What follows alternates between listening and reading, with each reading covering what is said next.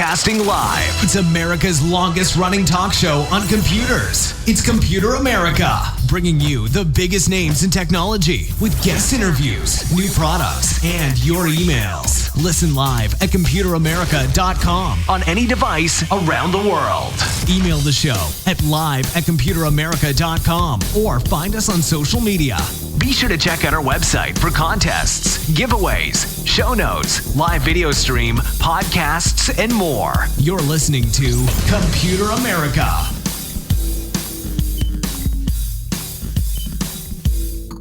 Hello and welcome everyone into the Computer America Show. We are the nation's longest running, nationally syndicated radio talk show on computers and technology. Everyone, how you doing? Welcome into the program. So today on the show, we have computer and technology news. We have a ton of different stories because we did not have a live show yesterday. Hey, we have a lot to talk about and a lot of fun things. So everyone, before we get started, computeramerica.com. That's where you'll find everything, including past shows, future shows, show notes, the podcast, which if you aren't listening to us live on IRN, then the podcast is the next best place. While you're there, be sure to check out our reviews, articles, social media links, all that good stuff. And hey, anything you click on there, anything that you follow, like, all that good stuff helps us out a lot, and we thank you so much for it. Now, with that being said, why don't we go ahead and get started with computer and technology news brought to you by Computer America. Here we go.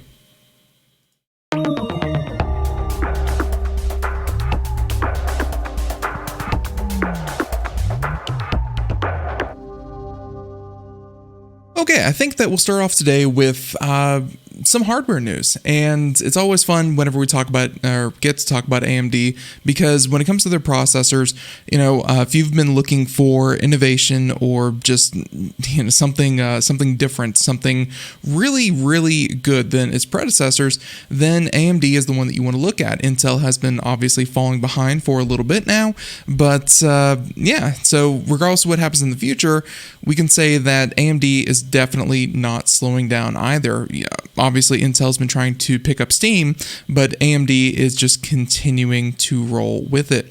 So let's check this one out here. AMD's first Zen 4 CPUs include a 128-core chip built for the cloud. There you go. By John Fingus over at Engadget, saying that AMD has unveiled its first processor based on its new Zen 4 architecture. And they promise a lot of brawn, at least for some users. And we're going to talk about some of the nuances of processors here. But this is a lot to do with the philosophy behind Intel's big little design that's commonly used in a lot of different processors, and just the idea of, or I should say, the value of core speed versus number of cores. So don't worry, we will break this down for you. But Niantic notes AMD has outlined its early Zen 4 roadmap during the virtual data center event, and the first two CPU families are EPYC chips aimed at servers and other heavy-duty computing tasks. So the first one, Genoa, is built for general-purpose computing and packs 96 cores, thanks to a 5nm process. If you don't recall, AMD has been famously working with the 7nm, so has the ARM processors and stuff like that been working on the 7nm processor. 5nm, definitely a good step up. Obviously, Intel is still working with the 14, and they're squeezing a lot of juice out of that. But yeah, they're still aiming for something lower than 5nm, but they still haven't been able to achieve it just yet. Still, a big accomplishment for AMD. And they mentioned that they will support DDR5 memory and PCIe 5.0 peripherals. All that means more bandwidth, the faster things talkie to each other, and hey, everything's just going to be speedier. These are stats that, don't get me wrong, the individual consumer would definitely appreciate, applications running faster and boot up being faster and all that good stuff. But this is huge throughput for servers when you have massive amounts of data and a lot of different computers or chips talking to each other. This is big for servers, obviously. Now, the star of the show, however, was the Bergamo, I can only assume. They said that it's designed for cloud computing and emphasize core density. 96, again, with the previous one, definitely good. But Bergamo, they say packs up to 128 cores in a single GPU. I'm sorry, not GPU, CPU. In a single CPU, you're looking at, again, 128 cores. Very, very impressive. And yeah, I think a lot of people or a lot of servers are just drooling at something like this. The design relies on a modified Zen 4 C architecture. And saying C for cloud, obviously this is going to be more important for cloud and server applications. They say that that offers similar functionality, but optimizes cache and power consumption to boost the core count and offer as many processing threads as possible. They said that it doesn't surface until the first half of 2023, but it may be useful for internet giants juggling many simultaneous users. You can think of really any of the online applications that we use, things like Zoom. Obviously, Google would have a lot to say about this. Amazon, so on and so forth. Just hugely important. Now, if you were expecting news on Zen 4 based Ryzen processors, Ryzen of course being the consumer group, you'll be disappointed. AMD was unsurprisingly focused on corporate consumers at its event, and there were no mentions of the mainstream parts. With that said, it won't be surprising if they share something about the next gen Ryzen hardware in the months ahead. And really, I'm assuming probably early January. Maybe lining up with the CES event. That's probably what they're aiming for. So, yep, it's definitely good processors. I don't know if, obviously going forward, new servers are what they're aiming for. No existing server is going to go out there and rip up their tens of millions of dollars of invested hardware and replace it with slightly better stuff or even moderately better stuff. But looking forward, this clearly puts AMD in a very good spot if these things come to be true in the next couple of years. If Intel doesn't have an answer to these, then any new servers that are built out there, it's going to be a hard sell for them to for people to not go with AMD over Intel. But I also believe that Intel's probably going to, have an answer to this. They always do, but that's Intel's problem. They've always been catching up to AMD over the past couple of years, as opposed to leading or innovating over AMD like they have for the past decade. So we'll have to certainly wait and see. But that's story number one. Story number two. Let's keep the good times going with, if you're a fan of Pokemon Go, and, hey, there are billions of you out there. It's okay. I know. There are lots of people who like Pokemon Go. Well, some good news there. Other companies may be on the verge of bringing out their own alternate reality experience where, and obviously the term metaverse is being thrown into everything because of, Google Analytics. But yeah, Pokemon Go maker Niantic is helping others create AR metaverse apps. And here's the thing. Niantic, before Pokemon Go, was a company, and they provided the exact same service they did to Pokemon Go because they were more for hiking, sightseeing, tourists, that kind of thing. And, it just never really took off. Geocaching,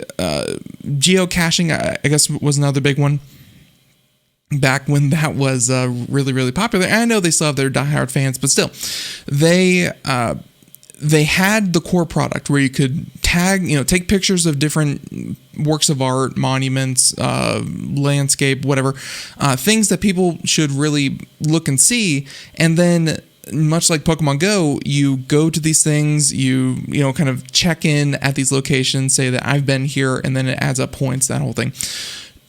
It didn't really take off until they put the Pokemon skin all over it. When they started throwing in wild Pokemon, when they made Pokestops, and obviously they could monetize that through businesses becoming different Pokestops. All that together led to Niantic taking its old product, giving it a new skin with Pokemon, and having a very successful product. So it is no surprise that they are looking to do that yet again for other companies. They're saying that Coachella and One Piece publisher Shueisha is already using the Lightship platform. So there you go. So Niantic Labs is offering everyone the chance to get their hands on the tech behind Pokemon Go and Pikmin Bloom so they can build their own augmented reality and real-world metaverse app. Again, metaverse seems like it's just going to be the stand-in for augmented reality.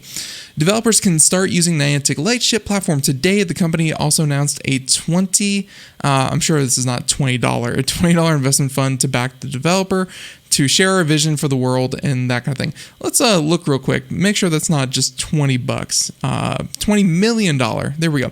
They're offering up $20 million investment. It looks like that was changed in the later in the story, but still.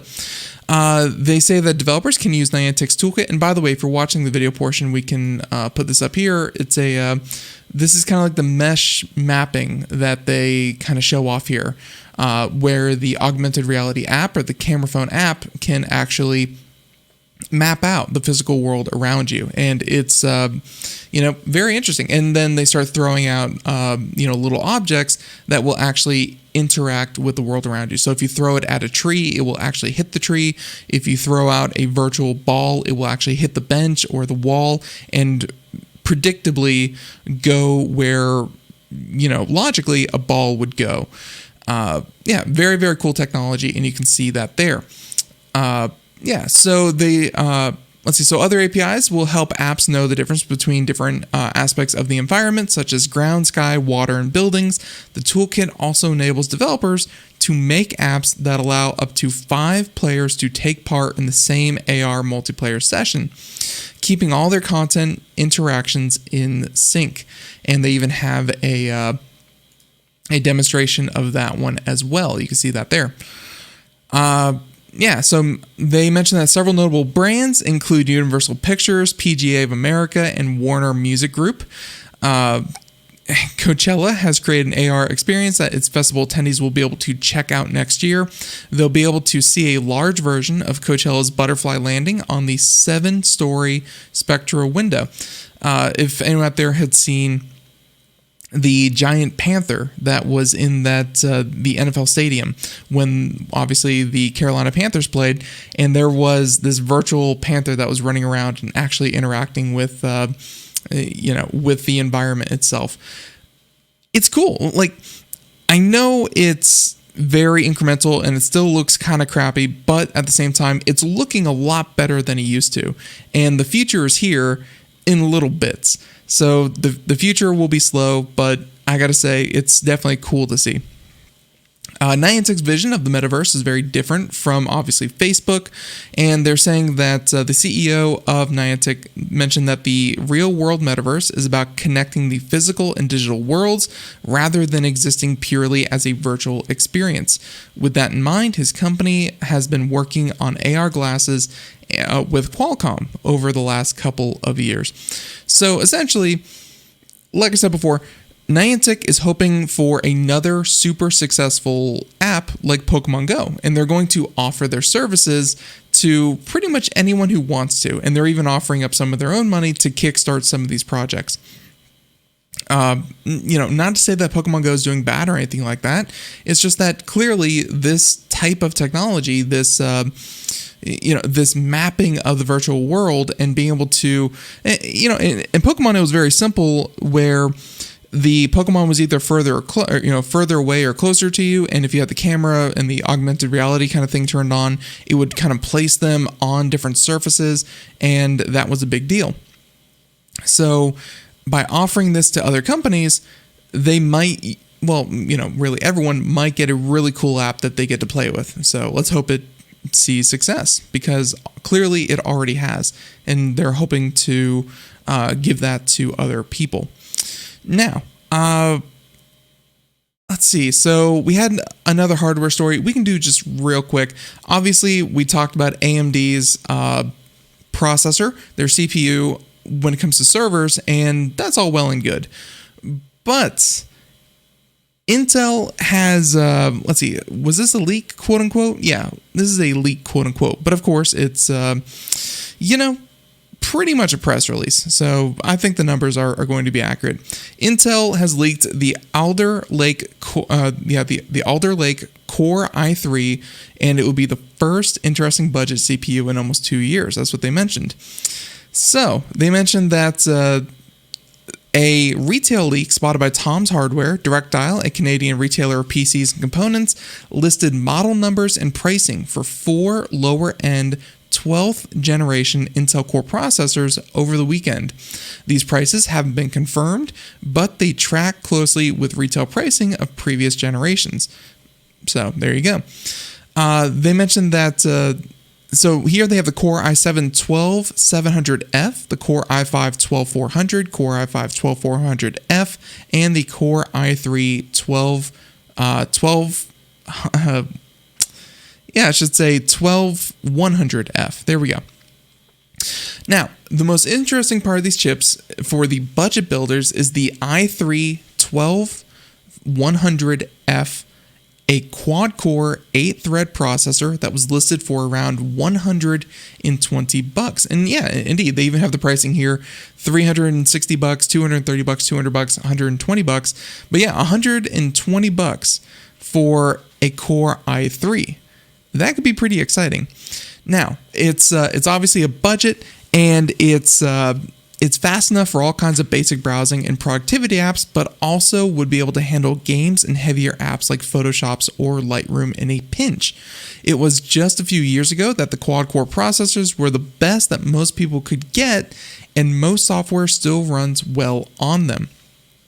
So this is Intel clearly pushing the budget side of the processor up. It's definitely cool. But it's also a segment of the market that has gone mostly ignored for years, as chip shortages and other supply problems have driven up prices for AMD and Intel. The 12100F would be the first quad-core desktop CPU of note in at least 18 months. There you go. Obviously, COVID has a lot to do with that, but yeah, the lower end is often not really the glitzy, glamorous side of it. Makes sense that Intel would definitely be going for that, though. Now, they're saying that these cheaper desktop chips won't include any of Intel's efficiency cores, which provide a nice multi-thread performance boost to the top-tier i9 and i7 chips. But the E-cores only come in clusters of 4, and added manufacturing costs and complexity make less sense for budget or mainstream PCs. So, with that being said, we expect to get the official news on release date for the pricing on the Alder Lake CPUs in the next few months. But if you're looking for a budget CPU, the Core i3 seems to be, and that's usually when it comes to Intel chips, where I always like to kind of recommend people who are looking for something on the cheap is the i3. And the fact that the i3 is now an 8-core chip, or supposedly rumored to be an 8-core processor, that is very impressive. Like, there would be almost no reason not to recommend something like that. So definitely good to see. And if the rumors prove to be true, of course. Now, let's go ahead and talk about infrastructure bill. We have 2 bills on this. We have, or 2 stories on this. We can go ahead and group these together. Let's talk about the road one, because, hey, the roads are important. And if you're looking for the Computer America tie-in, it's probably somewhere in the neighborhood of electric cars are good. And electric cars often, kind of bleed into technology all the time. And what this road bill means, hey, we might have more electric cars and a bigger electric car charging network. Check this one out. On Friday, obviously the House passed the Infrastructure Investment and Jobs Act, mirroring an infrastructure bill passed by the Senate earlier this year. This is one of the pair of the major policies for the current administration, and it includes a lot of different subsidies for electric cars and bikes. There you go. They said that drunk driving sensors for all new vehicles. This one is, I had actually not heard about this one. Pretty cool. Saying that Congress has determined that about a third of U.S. traffic fatalities are due to alcoholic impairment, and cites data from the Insurance Institute for Highway Safety that nearly 10,000 lives could be saved annually with the introduction of advanced drunk and impaired driving prevention technology. Now, I know that drunk driving can be, a bit of a sensitive topic for a lot of people because, hey, it does kill a lot of people. But the problem with drunk driving in a lot of cases is that it doesn't just hurt the person who's actually driving drunk. In a lot of cases, it actually hurts people who are just minding their own business, pedestrians, other drivers, so on and so forth. It's a very scary experience when someone who is completely out of their mind is driving a car in every lane, including oncoming traffic. So the introduction of this, pretty nice. Within 3 years, and again, all this is definitely happening. This was passed in the bill. Within 3 years, new cars will have to be fitted with advanced drunk driving detection systems. They're saying that they've worked with a Swedish sensor company called Sensor to develop a new alcohol breath sensor.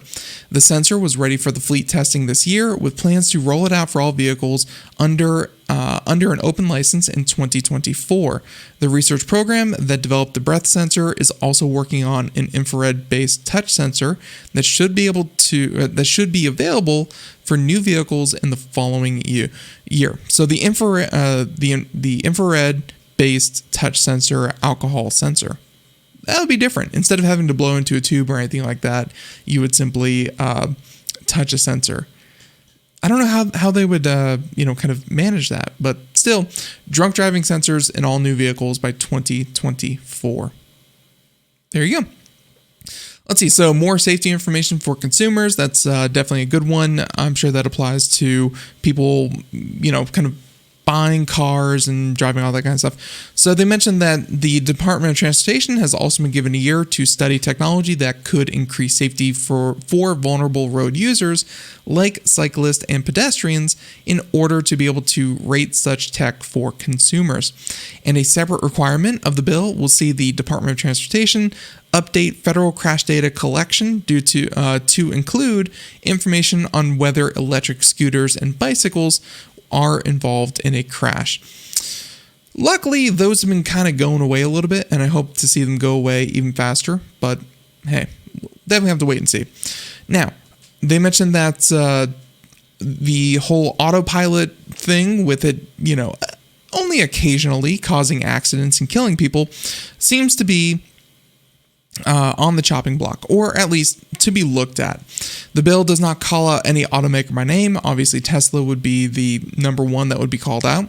They mentioned that they call out automation complacency by drivers and foreseeable misuse of advanced driver-assisted systems, such as, hey, if the car says you don't have to touch the wheel, you don't have to touch the gas or the brakes, and you don't even have to look at the road for more than, once every 10 seconds, then yeah, people are going to obviously not pay attention. You have given them all of the permission that these people need to not look at the road. So it's ways to tackle things like that. And obviously there are tools to, get people to be safer, get people to act like they're driving a multi-thousand-pound vehicle traveling at high speeds. And yeah, we always knew this would be the problem. This was warned about for years and years and years before assisted driving systems were implemented. Let's see. So they mentioned things like better headlights. Let's see. And how does that work in? So global harmonization is also a goal for advanced headlamp technology. Within 2 years, we should expect the Federal Motor Vehicle Safety Standards to be updated with new headlamp performance standards that will allow for adaptive beam technology that can let drivers see much farther at night without dazzling oncoming vehicles. That's a big one. Oh my God. I'm sure that everyone here has seen those trucks that are just blinding and it just beams right into you. So I guess it would do something along the lines of kind of like high beams, but then if it can detect a car or headlights coming at you from the other direction, it would then point them just a little bit off to the side and a little bit down towards the road, and the headlights will automatically kind of shift so as not to impair other drivers. Okay, so wrapping up real quick here, they mentioned the smart infrastructure. And that has to do, and smart infrastructure is, of course, we'll look at signage, lighting, highway design, and the effect of commercial and individual traffic, and should be completed within a year. Essentially, it's a pilot program for connected cars to beam their location and their whereabouts constantly. So just like the internet has evolved, where they have these things like super cookies that could detect which websites you came from, where you went after that, how you navigated, how long you spent on the page, what you clicked on, what you looked at, what you didn't look at, all that kind of thing. Much like the internet evolved through that level of detail, they want roads to evolve in a somewhat similar fashion, where cities already do this to like a very minor extent, where they set out those little black strips that kind of count how many cars go through a particular road or intersection any given day or week. They want to pinpoint that this person drives this way, this direction, goes here, stops here, doesn't stop here, finds trouble trying to get to a location like this. They want to more than just kind of holistically look at traffic patterns and say, there are clogs here, here, and here. They want to know specifically where all of these connected cars are going. And with that, they can improve the posted speed limit. They can improve the lighting. They can improve highway design. They can improve commercial buildings and so on and so forth. Essentially, alleviate all of the headache that comes with traffic and other cars. Now, of course, the flip side of that is, well, they're tracking you, and they're tracking you to a great degree. Is that good? Is that bad? I mean, the pros are a lot less traffic, and everything just kind of makes sense.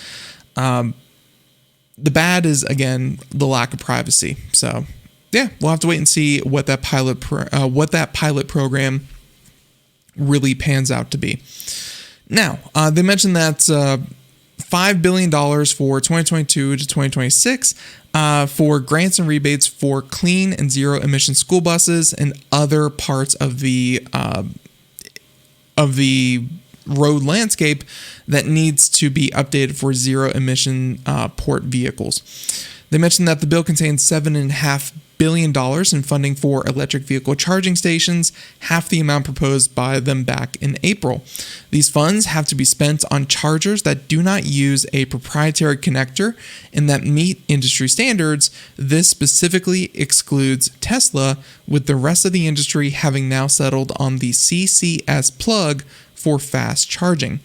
And the chargers must include open access to payment methods available to all members of the public. Essentially, cards, debit cards, phone, and of course, cash. Currently, the U.S. is about 20% of the way towards the 500,000 EV chargers by 2030. So there you go. It's a lot of money being thrown around, and the fact that it was written into law means that the money is going to be handed out and things are going to start changing here in the next couple of years. Definitely an important part to all of this. Okay, so there's one infrastructure bill, and we can go ahead and jump over to the other one. And this is might hit a little bit closer to home if you're not in the market for a new car, of course. They mentioned the Broadband Plan that was approved by Congress. And remember, all of this was kind of wrapped up together. And they mentioned that it's a $65 billion broadband plan that was passed by the House of Representatives. And while it's not as big as the original plan, it's still the largest U.S. investment in broadband deployment ever. I really hope it's better than the one in the 90s, where we gave AT&T billions of dollars and they did literally nothing with it. So I hope it's better. Now, Some of the biggest portion of the 42.45 billion, really when you talk about numbers this big, like the 0.45, you think, oh, why even include the 0.45? $450 million is nothing to sneeze at. They mentioned, okay, so anyways, $42.5 billion for a broadband equity, access, and deployment program that would give subsidies to ISPs that would plan to build in unserved areas.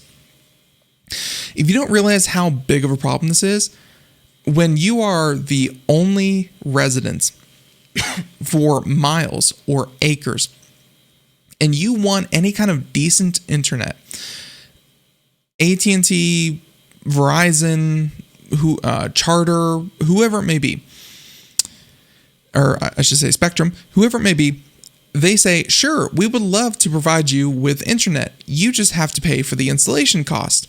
And for them to get equipment out there, dig trenches, bury fiber, and get it out to a single house, that's when you end up with situations like Spectrum handing people a bill for $300,000 for just one person, or at least giving people quotes for $300,000 to connect internet to one house. It's just not that feasible unless you have government subsidies. And this should get, really that last, that last 10, 20% of people who just don't have access to good internet. This money is going to go a long, long way to that. Now, they mentioned that another broadband provision for about $3 billion states that it's for digital equity grants to states to facilitate the adoption of broadband by covered populations in order to provide educational and employment opportunities to those populations. What that all means is that covered populations include low-income households, racial and ethnic minorities, rural residents, veterans, people with disabilities, people with language barriers, and people who are 60 or older. There you go. It's essentially beefing up the local library to give everyone access to the internet, even if they themselves do not have the means to, buy a computer, have a house with a landline. It doesn't matter. It doesn't matter. The library will provide them all of the resources that they need to access the internet and be able to do what they need to do to compete in a modern economy. Now, let's see. So some of the other things that were included in this whole $65 billion deal include, a recently scrapped bill by the FCC was to require the display of broadband consumer labels as described by the public notice of commission issued back in 2016. What that means is that when you sign up for a new service, you have these situations where you get like hidden fees and taxes and state taxes and like this full breakdown. Those weren't available until you saw them on your bill. And now they have to put them on their website for everyone to see what the true cost of a bill is. Because after they scrapped that with the previous administration, companies could just say, oh, sign up now for a $49 promotional rate or whatever. And then you get your bill and it's, $70, $80. And a lot of it was hidden fees and, fees that would add up over the time. So they're saying that, so the article continues on talking about the $100 billion that was pitched before. They mentioned some of the drawbacks that they had to, kind of give. And I'm sure that there's even more. They talk a little bit here about the national standard, because up until this point, I think the national standard for high-speed, or what qualifies as high-speed internet, was like 12 or 15 megabits download speed and 3 or 1 megabit per second upload speed. And they've changed that now with this as being defined as underserved or unserved as 25 megabits per second download speed and 3 megabits per second upload speed. Anything less than that and you are unserved. Like, it's not even qualifying as internet. So the House rejected the calls for 100 megabits per second in both directions, which would have been great for so many people. Being able to upload at super high speeds is, really, really nice when you get the opportunity to. But still, the new standard is 100 megabits per second download stream and 20 megabits per second upload stream, which is... that's a good upgrade. I would say, though, that a lot of people can get things done, and they even mentioned that, it's, I guess the quote here saying that they need the latency sufficient to support real-time interactive applications. They don't want a house with internet to be unable to support, Zoom calls or remote working or anything like that. They want to make sure if you have internet, technically, then you can do anything that you would expect internet to do for you. So there you go. It's and then the last one, and this is actually a pretty big one. This one right here, the FCC needs to complete the broadband map, and this was really watered down in the previous administration, and actually pretty much every administration before that. The telecom companies actually lobby this so hard because they can count, if they serve one house with broadband speeds, they can kind of section off that entire block of houses as served with internet, because they go by kind of like zip code by zip code. And now the FCC needs to actually complete a true granular state level broadband map, so we can see who actually has internet and who only on paper has internet. And spoiler alert, by and large, a lot of people of color and a lot of poor neighborhoods claim that they have internet, but in actuality, they definitely do not. So, okay.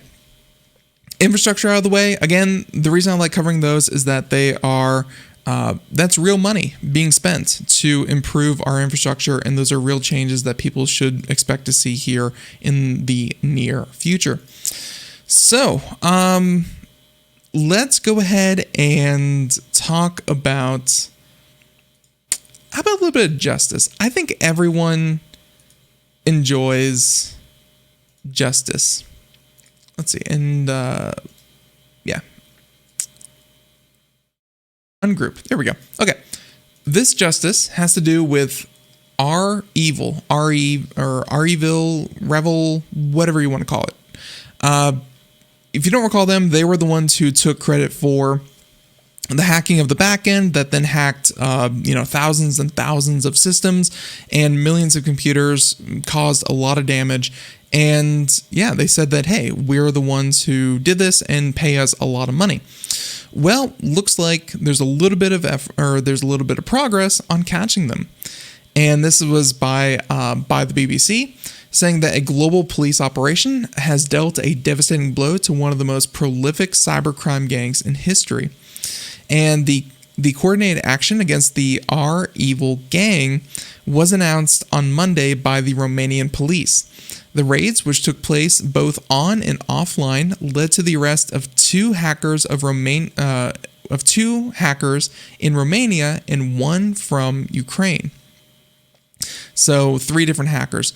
REvil has been blamed for the major hacks on global businesses in recent years, and the US also announced that it had successfully retrieved more than $6 million in cryptocurrency from the gang in a so-called clawback hacking operation. What that actually means, I guess they're quickly sending money from one Bitcoin wallet or one cryptocurrency wallet to the next. I guess they tried to intercept that and try to inject their own wallets back into that whole process. I'm not sure how that works, and I'm sure that the U.S. government does not want you to know how that works. But still, they were able to get a large chunk of the ransom back. So for the last 3 years, they have, which also called itself Gand Crab, is also known as another name, has been attacking businesses and institutions around the world. Officers allege that the 2 Romanians arrested November 4th infected 5,000 victims and pocketed €500,000 in ransom payments. So, yep, and they talk about some of the recent hacks and, kind of the high-profile people who did that. But yeah, this is definitely a win for the good guys. For the people who don't hack and hold other people's data for ransom. This is a victory for all of those. Very, very good to see, and it's always shocking, to see the age of some of these people who are actually perpetrating these. The DOJ mentioned that, the DOJ says that a 22-year-old Ukrainian man in Poland last month was responsible and indicted for a $200 million ransom that was paid. Another alleged REvil operative, a Russian who is only 28 years old, has also been charged by the U.S. with conspiracy to commit fraud. Russia is unlikely to extradite its own citizens to the U.S., so they're expected to join a growing list of wanted alleged Russian hackers. One of the big reasons why a lot of the hackers are from Ukraine and Turkey and Russia is the fact that they don't have extradition rights with the U.S.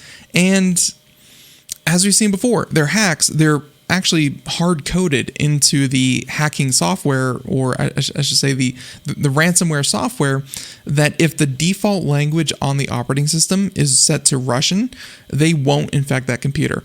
They know that being in Russia protects them, so they're not going to try to anger Russian law enforcement. So little things like that means that they can operate with at least a certain level of impunity until today. And it looks like they got a number of the REvil members. So definitely a good thing, and congratulations to them. Okay. How about we talk about a couple of good stories here? Let's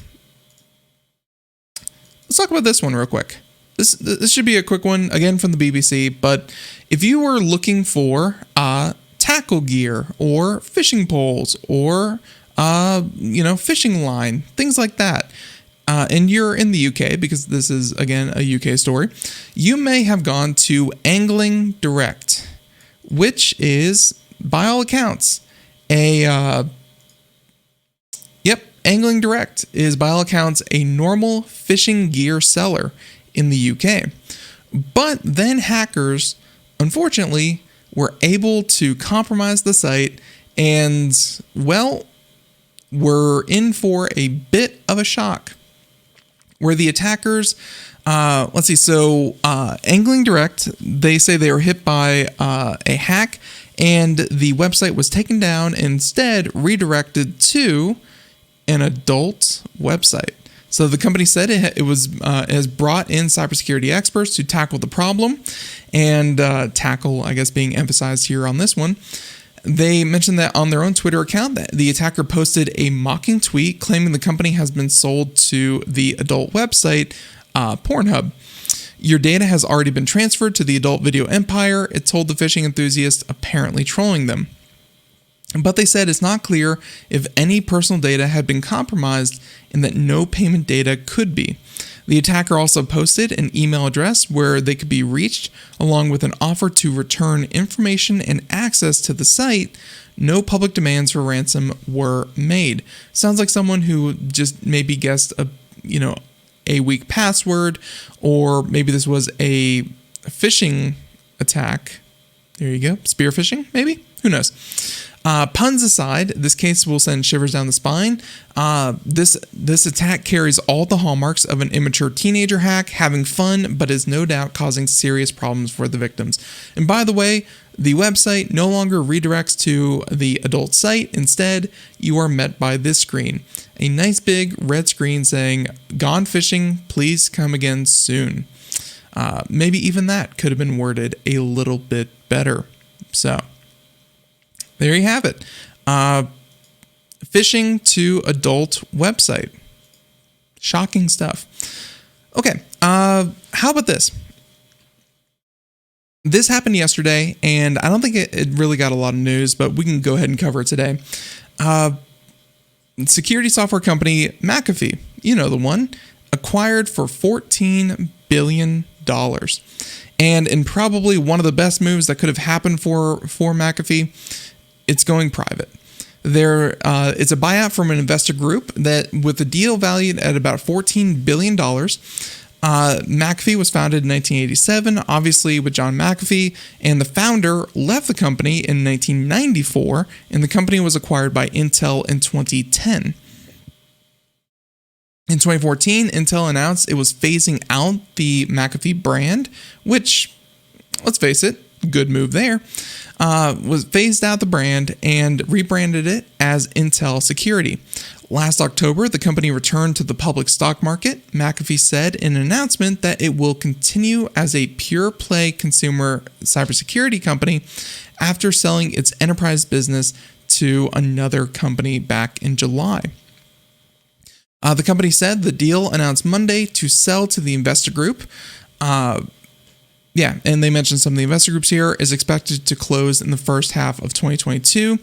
And obviously the owner is very well known. And that gets us into a whole conversation about cryptocurrencies, actually, later in his life. But McAfee, the company, is going private and hopefully comes out on the other side, probably rebranded, honestly. It's an infamous name, but I don't know if it's, obviously if you want an infamous name or a famous name, who knows? So McAfee sold to a private equity firm. How about this? Do you have a spare $450,000 just lying around and you don't know what to do with it? Well, I have good news. And it seems like a good way to spend that kind of money, because a lot of people have been spending that kind of money on not a house, not multiple luxury cars, but rather on a plane ticket. And obviously, space is not a cheap fare. But Virgin Galactic has sold 100 tickets to space since increasing the flight prices to $450,000. Yep, that $250,000 price tag seems like a steal, as Mr. Holt mentions over at Engadget. So Virgin Galactic has reopened ticket sales for its trips to the edge of space at a higher price than back in August. And they've already sold 100 of the $450,000 tickets so far. And obviously they used to cost just $250,000. Man, inflation hitting hard. They mentioned that overall around 700 people, including Elon Musk, have reserved a spot on the Virgin Galactic flight. The company hopes to sell 1,000 tickets before starting commercial trips, which it recently delayed to the fourth quarter of 2022.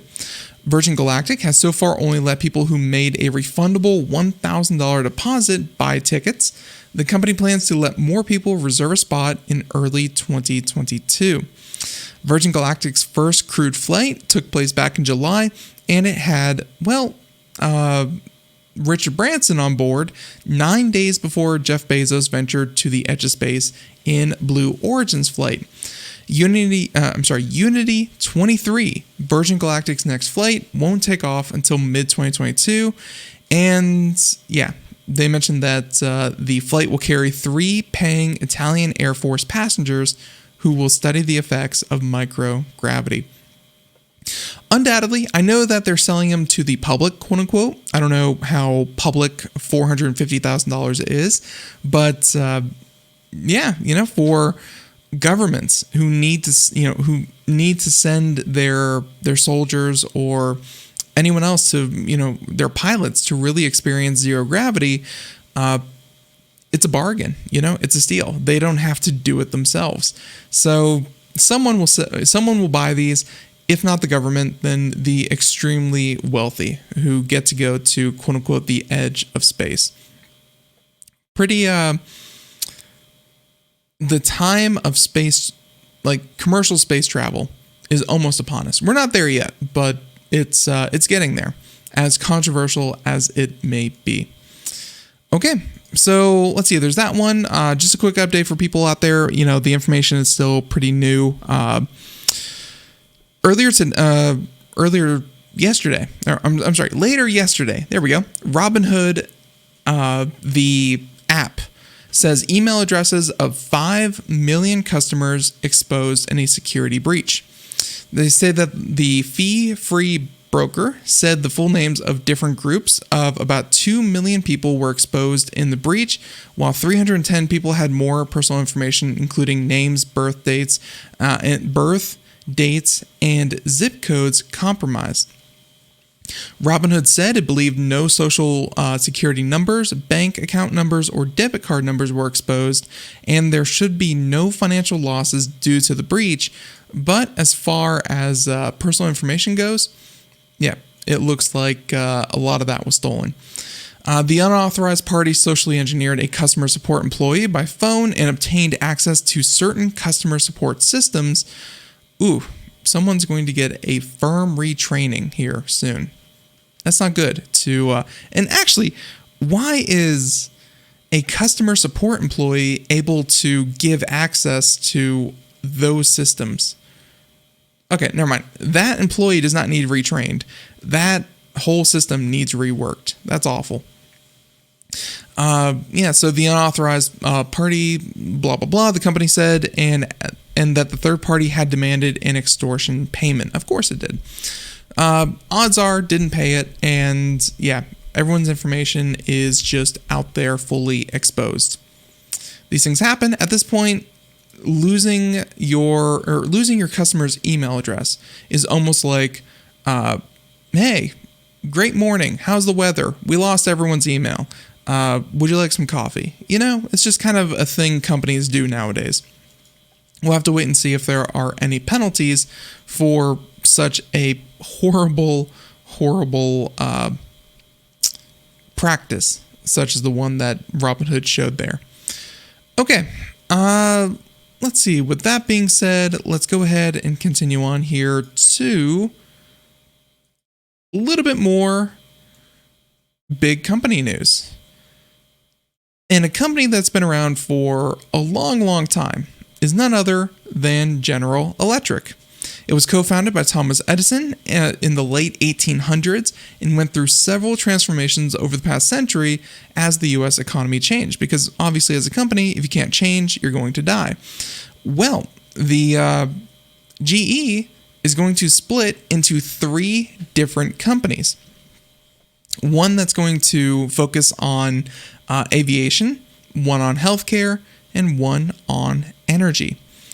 They mentioned that GE spent periods as the largest company by market value as recently as the early 2000s, but then the financial crisis hit. The stock was dumped from the Dow Jones back in 2018 after being one of the original members of the blue chip index going back to 1896. And they said that they talk about stock performance and all the good stuff. Let's see, the decision by the GE earned praise from Wall Street analysts on Tuesday. The move does add costs, but nimbleness of 3 focused companies will likely be viewed as an opportunity to set to more than offset any new cost. The company has been plagued by high levels of debt in recent years and have drawn skepticism on Wall Street. The capital structure of the new firms will be announced at a later date, blah, blah, blah, blah, blah. And the company said it will use proceeds from the recent sale of its aviation financing unit to pay down debt, with gross debt expected to be less. Let's see, gross debt expected to total less than $65 billion. No wonder they split up. If I was $65 billion in debt, yeah, they'd probably split me up too. That is insane. Good luck, GE. you're going to need it. So, this next story, near and dear to my heart, because I'm actually in the process of, if I wasn't so bad at what I do, of actually fixing an iPhone screen or replacing an iPhone SE 2020 screen. Not fun, very complicated, and the amount of glue and adhesive that Apple has used has made it very, very difficult to replace these screens. And even when I do replace it, it's not going to be as good as factory reset because it's not going to be as watertight. Shame on them. But still, Apple will make it easier to replace an iPhone 13 screen without breaking Face ID. And hey, that's a step in the right direction. Saying that soon after the iPhone 13 was released, an iFixit teardown showed that the Face ID stopped working if the display was replaced by a third-party repair shop, unless they transferred a microcontroller from the original screen. Apple will soon mitigate these issues with an upcoming software update, so Face ID will still function even without swapping the chip to the new display. And moving the microcontroller from the device's original screen to a replacement is no easy feat, and they mentioned a microscope is needed. That may have put independent repair shops out of Apple's independent repair provider network in a tough spot, since it takes more time and special equipment to replace a screen and swap the microcontroller. And tearing apart an iPhone, it really does feel like we're getting to that point where I do feel like I need a microscope and much, much smaller hands. If that's one complaint I had, it's that I need smaller hands. So, it's not clear when Apple will roll out the software update to remedy the problem. The questions remain over why the Face ID function broke in the first place when the microcontroller wasn't moved over. The controversy emerged amid a broader push by the US government to strengthen right to repair rules. And obviously, that is one issue that John Deere tractors and Apple, I can't say Apple computers anymore, Apple, the company, see eye to eye on, and that is individual consumers should not be replacing or fixing their own devices that are produced by these companies. So, making it easier to replace parts, that's always a good thing, and especially since screens break all the time. It really should be one of the easiest parts to replace on a phone. I don't know why it's so difficult, but hey, they're doing it. Okay, we have time for like one more article, if we're quick. And how about a little bit of peace of mind for anyone out there who happens to be a Comcast user? This very, very relevant to the 9th of November. Comcast admits widespread outages as tens of thousands of users report problems. And the outages include Chicago, Philadelphia, New Jersey, and San Francisco, some of the biggest states. You can see here on the heat map where these are. Ladies and gentlemen, there's a lot of them right there.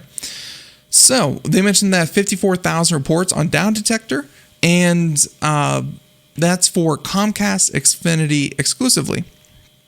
Around 9 a.m. Eastern this morning. They also showed reports of about 25,000, or I should say 25,000 earlier reports in the 8 hours before. There are always some Down Detector reports about Comcast because of its sheer size, and obviously with 31.5 million customers, but going from 25 and 55, from a usual maybe a couple of hundred, is definitely a big deal. So, update, as of noon today, Comcast provided a statement indicating that People's Service should be restored shortly, but said it's still trying to figure out what caused the outage. And we have addressed the issue, and service is now restoring for impacted customers as we continue to investigate the root cause. No internet for quite a while. Who knows what exactly caused it, but still, we can only expect issues like these to arise more and more often, like, whenever Google breaks the internet, or Amazon breaks the internet, or, Spectrum does. The bigger these networks get, and the more things that are interconnected, rely on, systems that even aren't their own.